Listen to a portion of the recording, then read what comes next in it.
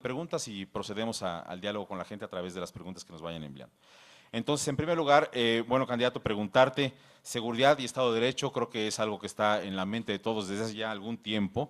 ¿Y cuál sería la estrategia que tú privilegiarías para incrementar totalmente la seguridad, el Estado de Derecho, el imperio de la ley en México?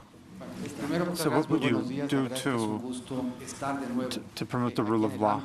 Well, I'm very happy to be here at the AmCham. For these 101 years, I haven't been here for the past 101 years, but I've been here for quite a few.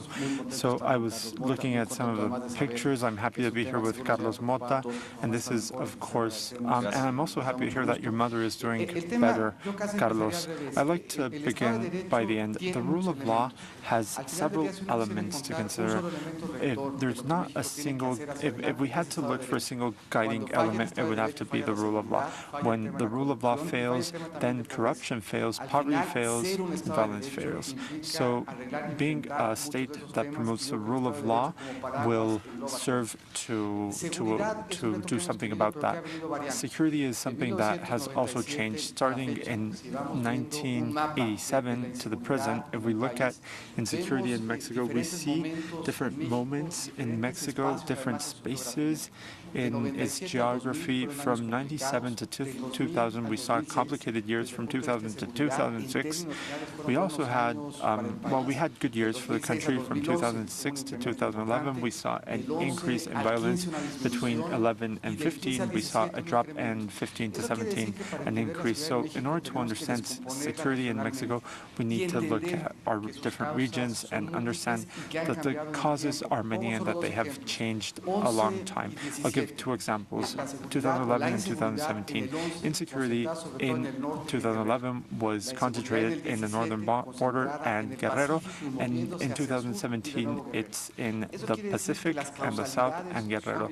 In other words, the causes for violence are different and the strategies followed by different states are different. So we need to understand one and the other to provide a better diagnosis for action.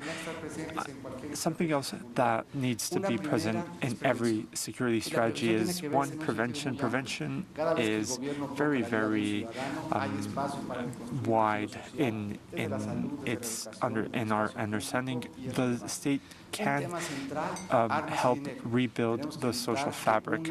Weapons, money, we need to avoid them from ending up in the hands of criminals, and this is something we've been failing at.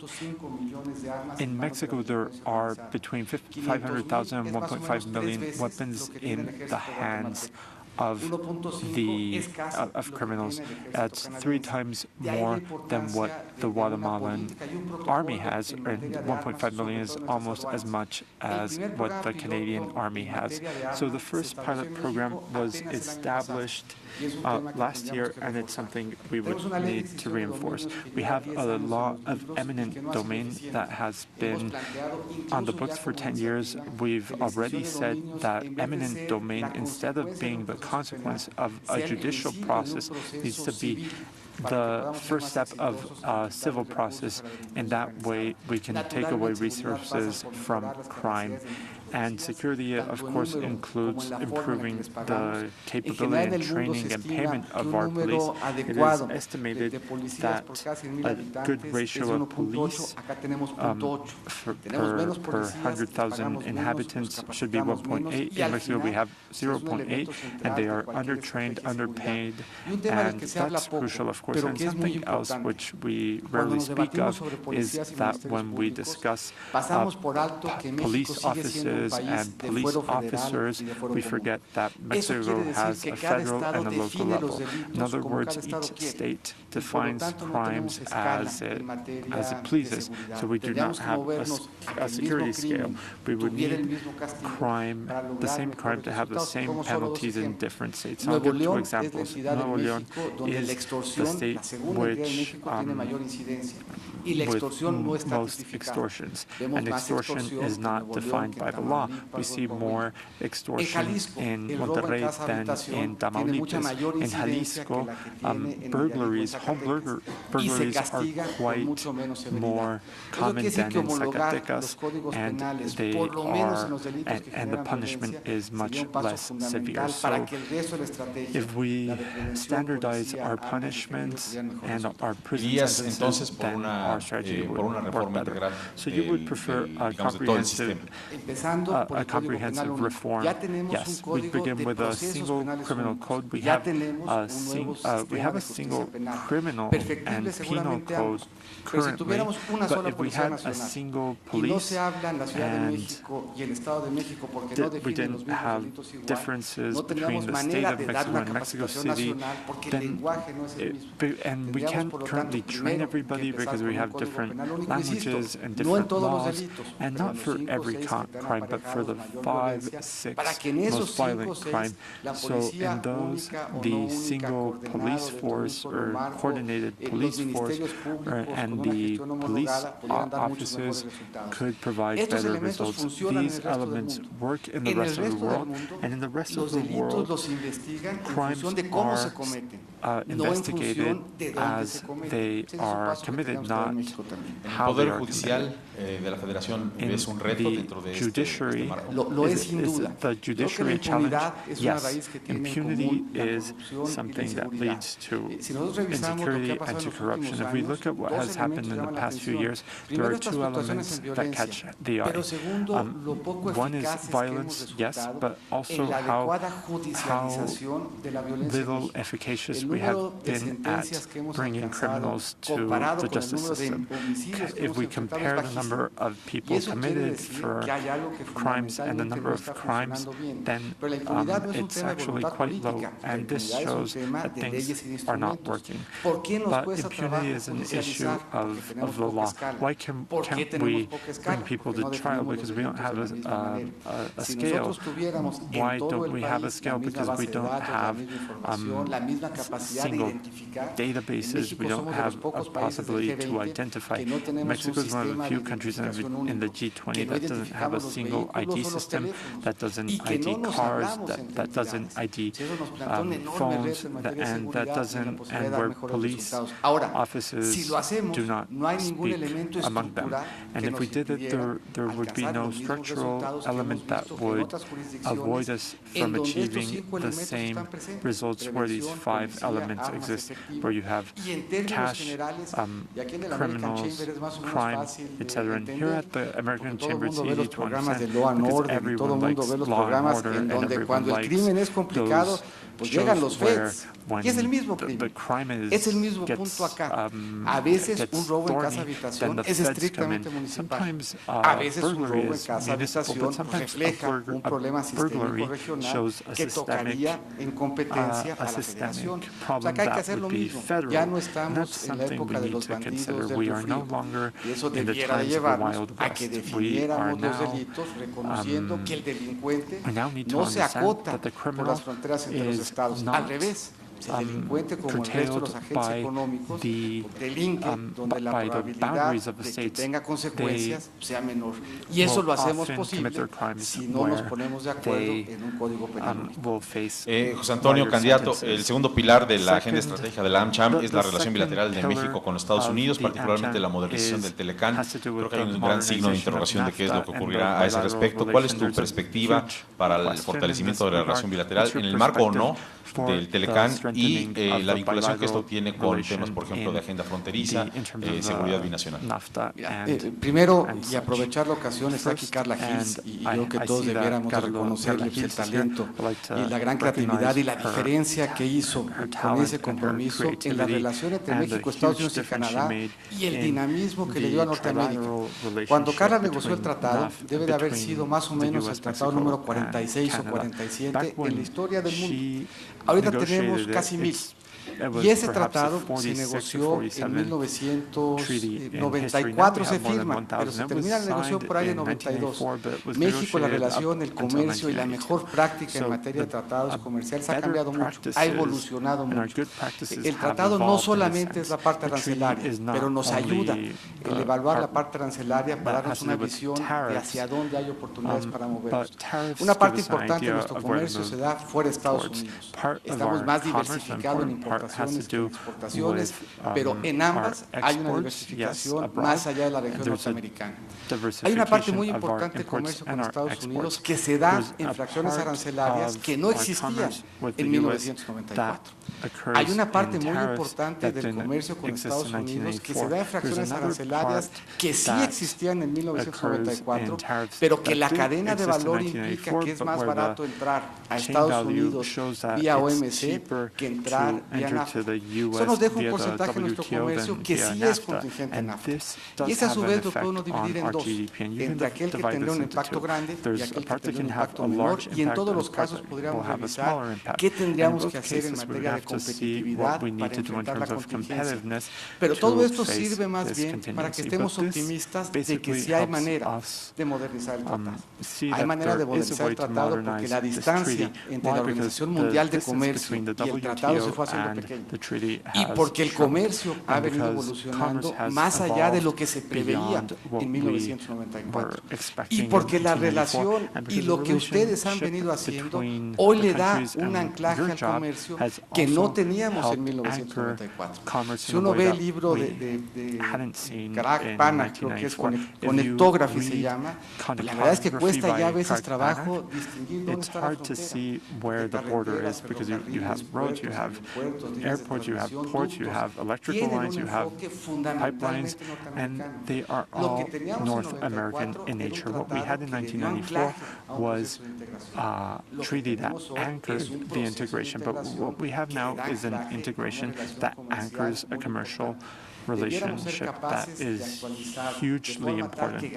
So we would have to update the NAFTA in such a way that all three countries win. And something else, in the face of uncertainty, what should Mexico do? Many countries have successful commercial relationships without a treaty. In Mexico, we have a geographical advantage, and we need to consolidate them. We would have to have the best roads, the best ports, the best airports. We should have very modern border crossing points, and also our paperwork should be seamless. We would have to have credible institutions, and this would allow that if there was an advancement of this treaty, then Mexico would do good, and also that Mexico's competitiveness were a factor for its growth. So, notwithstanding, Mexico towards the future has a lot to do in terms of institutions and infrastructure. We shouldn't have to import the credibility of the treaty. Our credibility should be based on our institutions. If the U.S. were negotiating things with you and your team, would things be easier? I think that the guidelines we've discussed have been very clear. These guidelines are, I believe, correct. Mexico has an interest in the negotiation of the treaty, and this treaty, this interest has to be shared. North America as a region has to be dynamic and competitive. That should be the guiding principle of our relation. And this relation goes beyond commerce. I was the Minister of Foreign Affairs of Mexico, and I can say, and it's probably true, that the bilateral relationship with many countries took place at the ministry, but the one between Mexico and the U.S. doesn't occur between the governments. It happens at the federal level, it happens at the level of the migrants, the governors, and just giving an example of what happens here, but this is something that could multiply. When I was Minister of Foreign Affairs, we inaugurated a binational airport between Tijuana and San Diego, and this, of course, makes northern Mexico and the southern United States more competitive. And we did not participate. It was a definition made between private parties. It makes us more competitive, and it's just an example of what happens every day.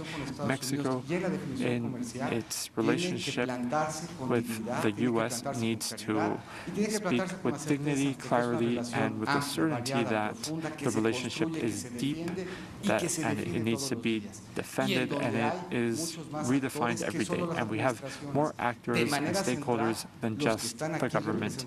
Those who are here today and who have an interest, such as we do, that this relation is in benefit of us all. Are you currently in communication with the U.S. government or your campaign team? We've been very public in our position, but the government is in charge of this relationship. So Mexico, as in every country in the world, and particularly in the campaign, we need to be respectful of those who are guiding its foreign affairs. We've been very clear, but the formal institutional relationship between the U.S. towards the campaigns and the campaigns towards the administration needs to be institutional, and that's what we're doing. There's a third pillar of the AmCham, which is competitiveness. How will you strengthen this financial inclusion, investments in science and technology, the fiscal framework for the formalization of companies, SMEs, future development, and business life in Mexico? Development always makes us think of the rule of law. Our Constitution is based on the recognition of a series of rights, and that the government has a series of instruments, and that these instruments and in terms of these instruments and rights, there are a series of inequalities that we need to face. And how can we face it? We need to create stability, certainty, because certainty and stability translate into jobs and investment, and this, of course, reduces poverty. So something crucial to this is confidence. Confidence that results from guiding the economy. So this is not enough by itself. It is not objective by itself. Aside from proper guiding and proper governance, we need to see where our competitiveness gaps are. In Mexico, we created a law of special economic zones. And what's interesting about this law is what we find special about these zones. We would need to have the Ventanilla Única program, the single window program. We also have, we would need to have areas free of social conflict. That's something, it's a definition. A special economic area is also an area in which safety is guaranteed for those working there. That should be normal as well. So what do we need to do? Increase our investment in infrastructure with a particular advantage. Part of what we wanted to do was to increase our investment and our participants. Mexico has had a very favorable discourse towards investment, but we didn't really have the rules and regulations. We didn't have an electrical economic sector. We had a monopoly. We didn't have an oil or energy sector. We had a state monopoly. It was hard to invest in telecommunications. We had a weak competition framework. So in competitiveness has to do with the participation of the most amount of stakeholders that provide technology and capital. And this relates, of course, to rule of law. And this openness is has helped us face a complicated economic context. The one of the past 3 years is similar to what Latin America suffered and entered into a recession, or to what happened to Mexico in the 80s and led to a recession. Mexico has grown without fault during the past 8 years. It has been a balanced, inclusive growth. Of course, we should expect a greater growth, and we should do this through increasing productivity. But the obstacles we've faced have been faced and surmounted because we've opened and because we've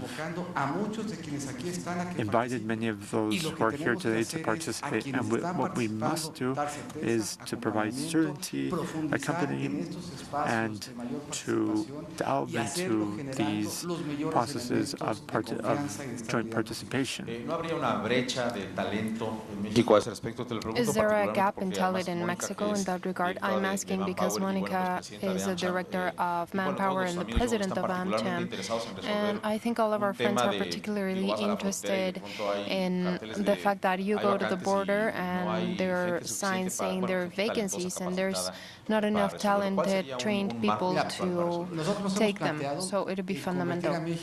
We have thought about converting Mexico into a country that guarantees the access to superior education. Let me put this in perspective because it has to do with what you were saying, and it has to do with Mexico as a talent capital.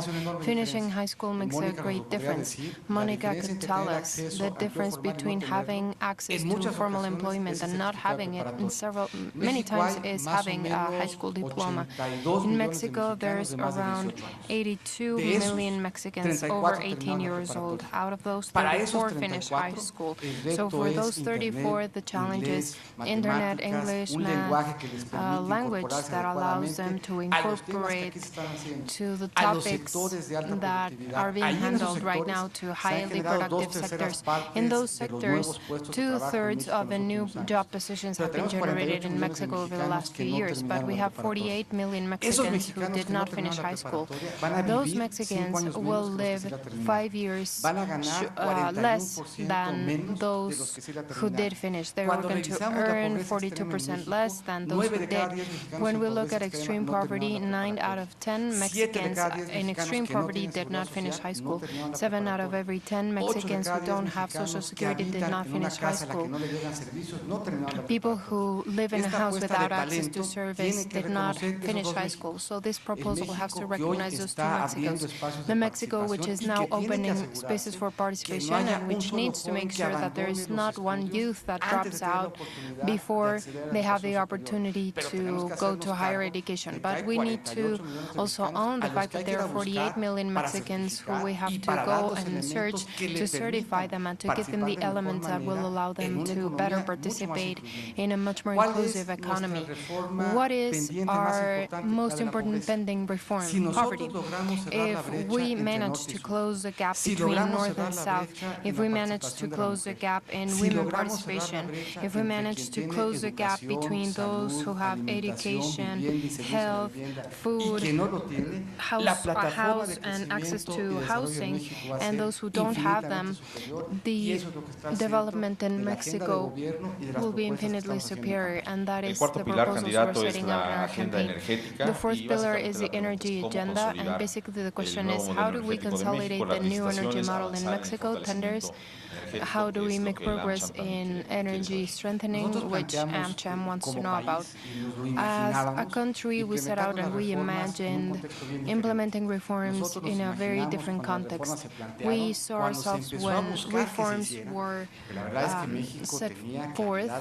Mexico was entirely clear, or a lot of us in Mexico were entirely clear that something had to change, that a sector where scenario where our energy sector could not get capital and associate with others for development didn't allow energy to become a development platform. But when the platform is 3.3 million barrels a day and the price of oil is over 100, truth is it seemed we could wait. I think JP Morgan said that the most profitable business in the world was an oil company that was well run, and the second most profitable business in the world was a poorly ran oil company. That is only possible when the price of oil is 100, but when it drops down to 18, that's when we see the true reform, the true value of the energy reform. Even if we had loved an energy reform with a price over $100 per barrel, which had generated huge investment, only at the expense of the research would have been great, but the true value is seen now when we had a Pemex, when we had a price of a barrel at $18 and the restructuring of Pemex, which is now the greatest champion of the reform, the one that is convinced that the reform allowed it to modernize. It gave them choices. It allowed it to improve its technology and allowed them to stay relevant. This means that going forward, what we should seek in the energy sector and others is more technology, more capital, more certainty, because based on that, we would have more jobs, growth, and inclusion. And the bet is clear here. There are two models at stake. One model is betting on openness, the rule of law, the participation of the private sector, mobilizing domestic resources to develop more and more sectors and to do it with a clear security vision, and an economic model that speaks about closing spaces for freedom, canceling the opportunity of building development as a team, and centering the security strategy in one person. Faced with those two options, I have no question that Mexico will choose well. Candidate, we have several questions. If you want to ask more questions, please send them to us. You presented your 7 of 7 declaration versus, or you spoke about this versus the 3 of 3. Can you explain the difference?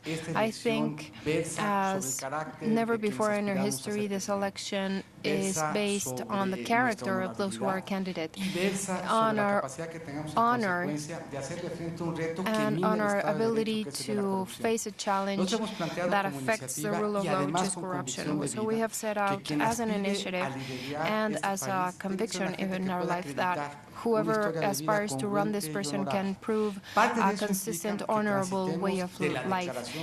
Part of that is based on declaration of assets and inconsistency. The 3 of 3 proposal meant making income public, as well as paying taxes and stating that the statement of assets had been turned in. I've been a public servant over the last 20 years. My income has been public. It shows that I've been paying taxes and that I've presented my statement of assets. But that's not enough to be sure that between that declaration, the declaration is consistent with reality. So the 7 of 7 includes 4 other elements. One, having a public accountant certifying that the reality and the declaration are consistent and the evolution of the patrimony have been consistent with history. And the second element, which is pretty simple and elementary, is that what I said, what I disclosed in my declaration of assets is consistent with the property records, both for me and my wife. Another element is for the SAT to validate that there was no declaration of wealth that was not reflected in my statement.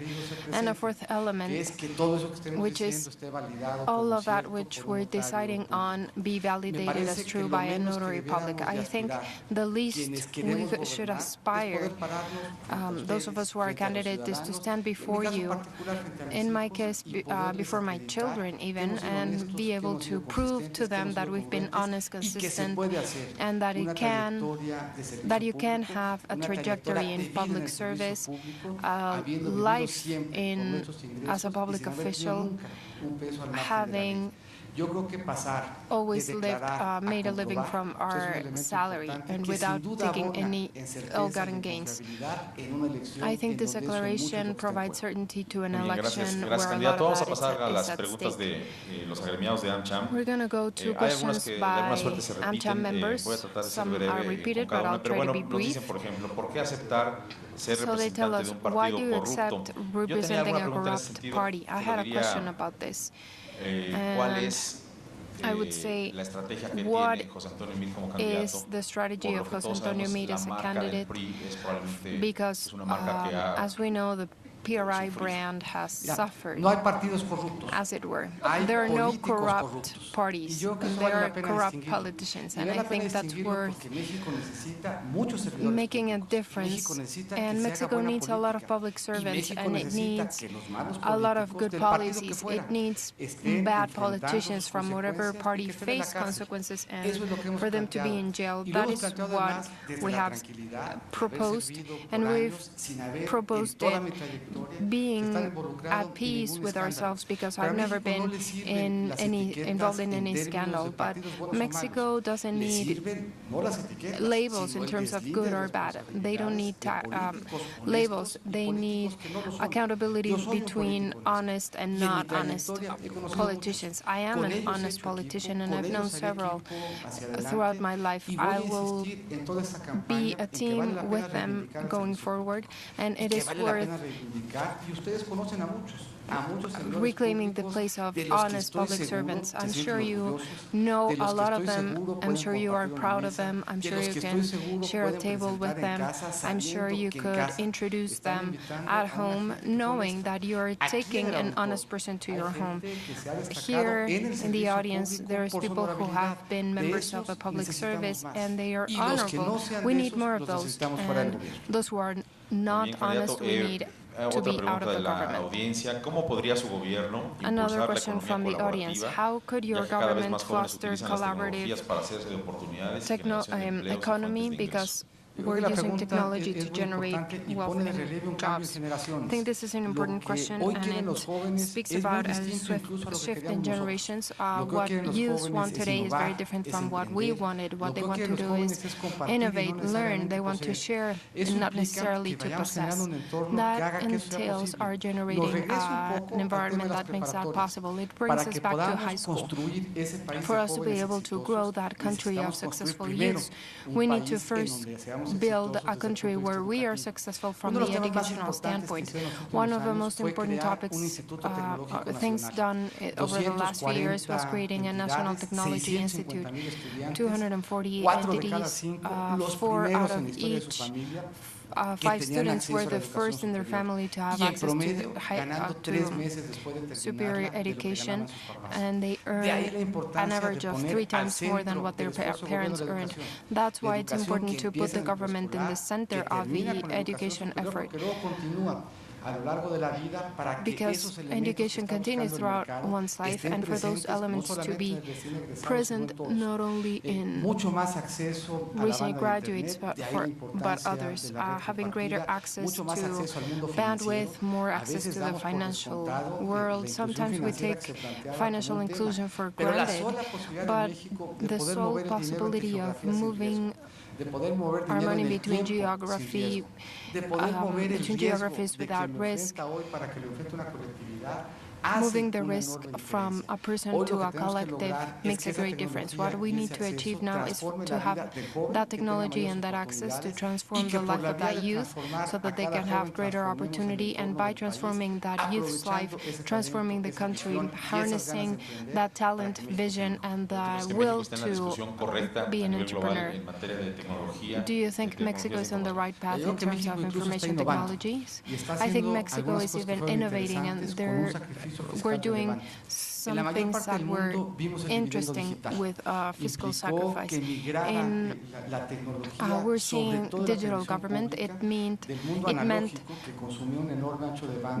going from the analogical world to the digital world. That freed up bandwidth, which was bid or tendered in most of our world, so that it went back to the economy and it could be used, and then we spoke about the digital dividend. It had two dimensions, for the company acquiring the spectrum and for the country. Mexico took a perspective that it included in its constitution. It was included in a truck network, which will mean that by the end of the next administration, coverage and access to bandwidth will reach practically 100%, 92 or 93% of our population. Not only then do I think that in the digital agenda we're going from being a laggard to a country where it's exciting to participate in Mexico because of its openness, to being a country where Mexico is a digital power. There are several questions about corruption. Being a PRI candidate, how do you propose to follow up on corruption complaints against some members of your party, of a party who have been a part of the current administration?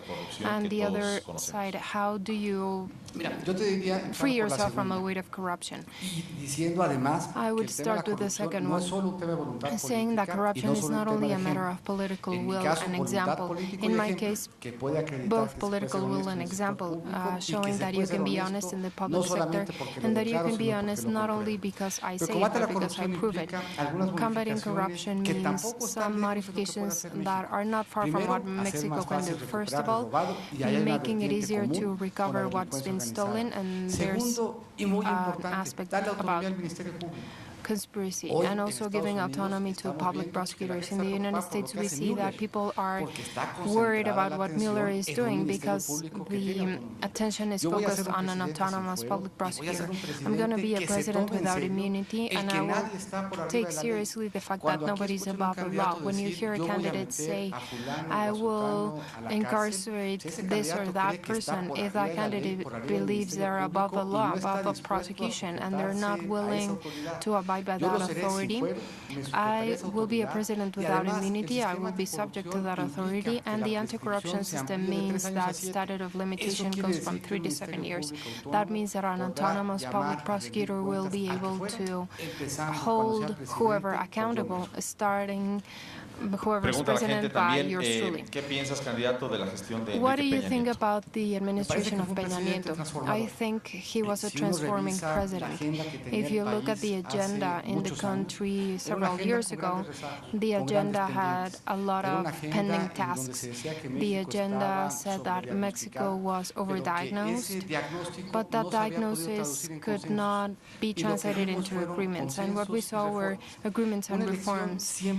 An election is always the opportunity to take stock, and the balance says that a lot of things are not working well. Security, corruption, and we could have given a lot of time to talking about poverty and inclusion challenges, but there are also a lot of things that society and government had managed to consolidate and to start on the right path. I think discourse where the country reinvents itself every 6 years is not helpful for Mexicans. And discourse where we say that whatever was done before is useless and the only thing will be going forward is not good. We should give a starting point to change and saying clearly something is not working well, especially security. We are concerned about corruption. Therefore, we want a president who's honest, a president who can stand and present their 7 of 7. We want a Mexico that's a lot more inclusive.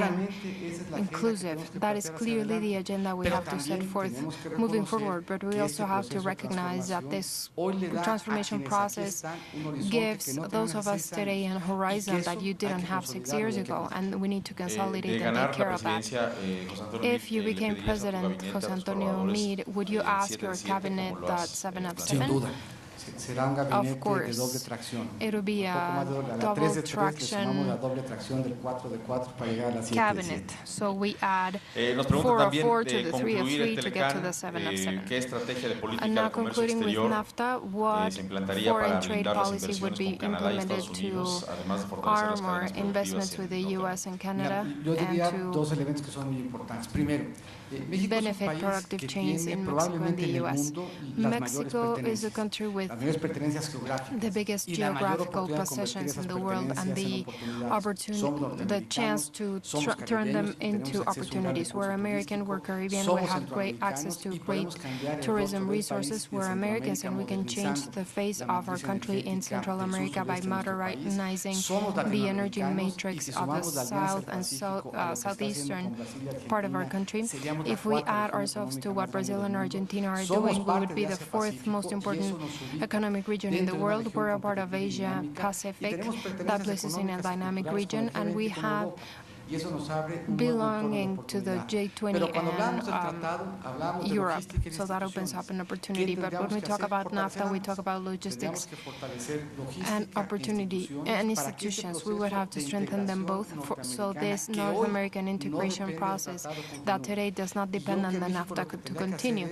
I think what Mexico would have to do would be doubling down on openness, on logistics, on modernizing crossings, doubling down on pre-dispatch, and doubling down on transforming its belongings into opportunities.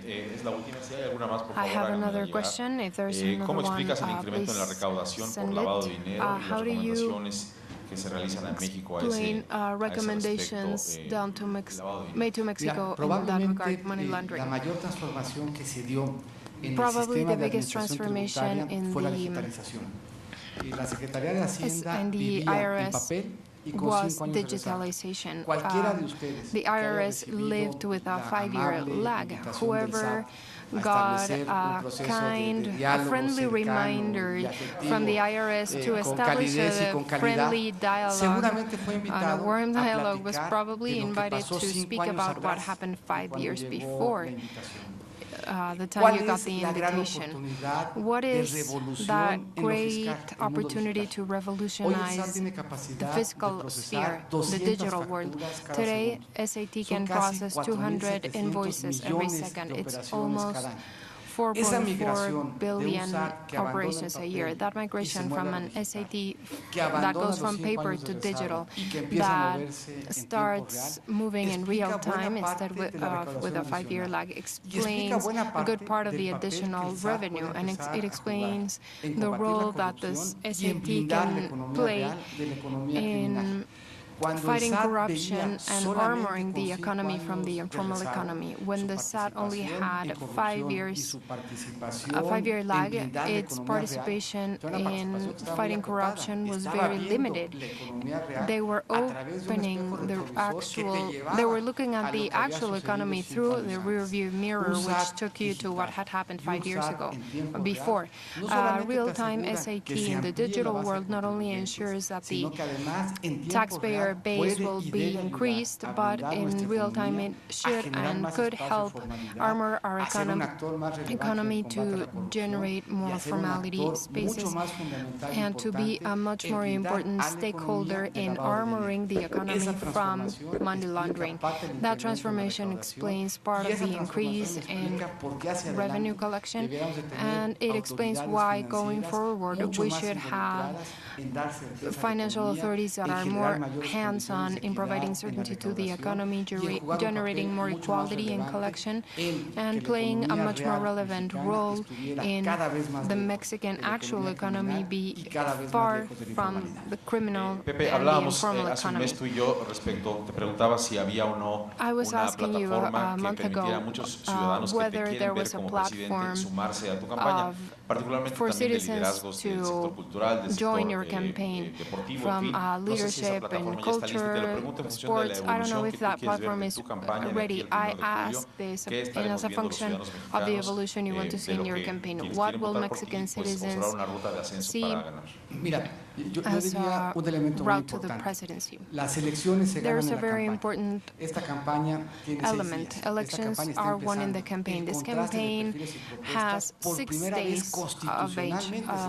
Proposals can only be shared que legalmente nos impedía based on the Constitution, it prevented us from making proposals before this Sunday. It legally prevented us from saying that we had an aspiration up until before December 14. Today we're starting a campaign which we are sure when it allows to compare proposals, to compare our visions for the country, to compare profiles, to see the clear alternative between a united country that goes forward with stability and certainty will allow us to win in July. And then the campaign stage is turned towards the citizen. I want to be the president of all Mexicans. This means I want to have PRI, Verde, and Nueva Alianza, but we also want a citizenship that is involved in that transformation. The platform is there. It's Yo por Meade, so that you and yours truly can win the presidency on July 1st.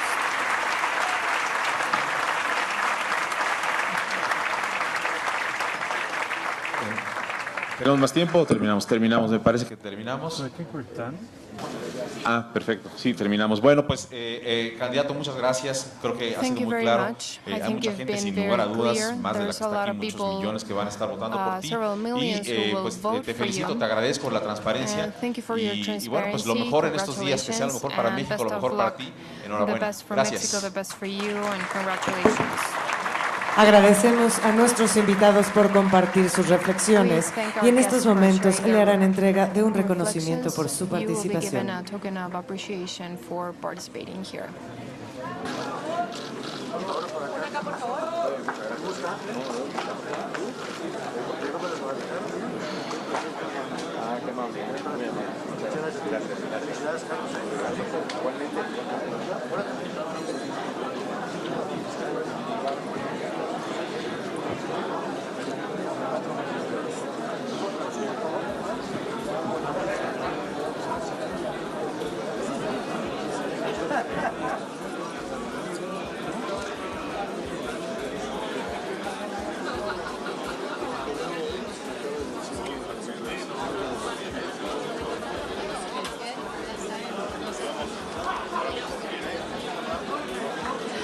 A continuación, los invitamos a tomar una copa en el lobby Tamayo. A las 14 horas, daremos inicio a la comida y presentación de la embajadora Carla Hills con Luis de la Calle, la cual se llevará a cabo en idioma inglés, por lo que ponemos a su disposición equipos de traducción simultánea en la entrada del salón. Les pedimos volver al salón unos minutos antes de las 2 de la tarde. Gracias.